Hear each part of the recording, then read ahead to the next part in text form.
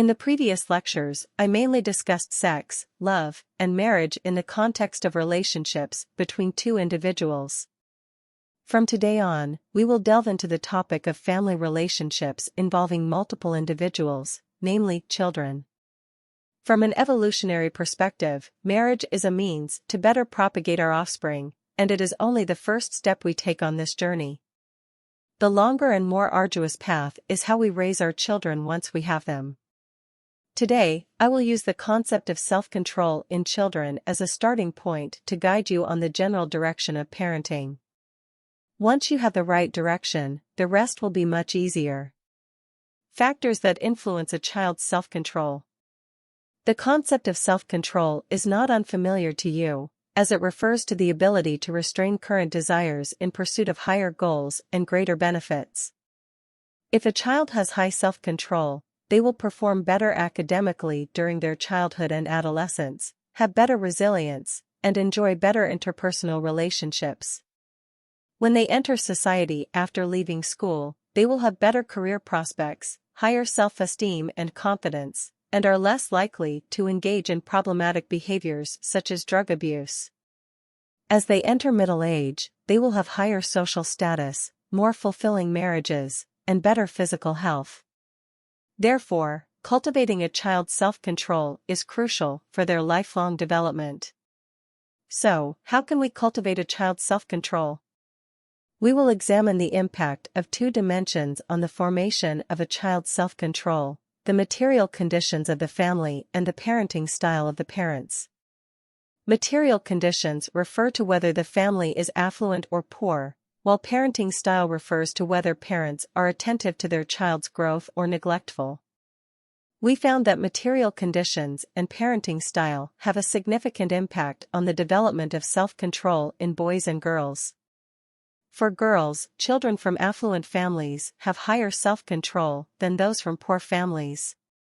However, the impact of parenting style on cultivating self-control in girls is not significant. In other words, the cultivation of self-control in girls relies more on material conditions and less on parenting style. In short, girls need to be raised in affluence. For boys, the impact of material conditions and parenting style is reversed. The affluence of the family has no significant effect on cultivating self-control in boys. Instead, parenting style plays a crucial role in cultivating self-control in boys. Parents who set strict standards for their sons and pay attention to their growth are more likely to cultivate self-control in them. In other words, the cultivation of self-control in boys has nothing to do with how much money their parents give them, but rather with the experiences and challenges their parents provide them with. In short, boys need to be raised in poverty. Why raise boys in poverty and girls in affluence? So why is it that we should raise boys in poverty and girls in affluence? The reason is simple. As we discussed earlier in the theory of parental investment, women have more reproductive resources, so they need to learn how to select and judge. Men, on the other hand, lack reproductive resources, so they need to learn how to compete for material resources to support their offspring.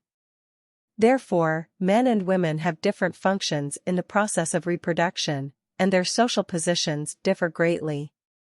For girls, they need to be raised in affluence. By broadening their horizons materially and enriching their thoughts spiritually, they can become independent, knowledgeable, and discerning, and can choose partners based on their own judgment rather than being deceived by sweet words or a popsicle. For boys, they need to experience challenges. In the process of genetic transmission, the most important role of men is to provide sufficient material resources. The process of competing for material resources is intense, bloody, and even fatal. Only those who have experienced hardships and challenges and have a strong character can shoulder great responsibilities. Only boys who have experienced poverty understand the value of a comfortable life and know how to create wealth. Therefore, there is an old saying that goes, since ancient times, there have been many virtuous women from wealthy families, but few great men from affluent families. This is why we should raise boys in poverty and girls in affluence. Is the Eastern parenting style ineffective? So, as we just discussed, the material conditions of the family and the parenting style of the parents have a significant impact on the cultivation of a child's self-control. In fact, there are also significant differences in the specific parenting styles that affect a child's growth. In general, Eastern parenting philosophy is authoritative. Specifically, parents are in a dominant position in their child's education, and the child is merely an object of discipline. For example, the saying, "spare the rod and spoil the child," and "strict teachers produce outstanding students" vividly illustrate the Eastern parenting philosophy. Western parenting philosophy mostly believes that the Eastern authoritative parenting style is wrong. They believe that the authoritative parenting style either produces obedient children or rebellious ones. The Western philosophy advocates a democratic parenting style, where the core idea is that the relationship between parents and children is equal, and education issues concerning children need to be discussed and resolved together by parents and children. This approach provides space for parents and children to grow and helps children develop good character. As a result, more and more people have been influenced by the democratic parenting style, and the traditional authoritative parenting style has gradually declined in popularity.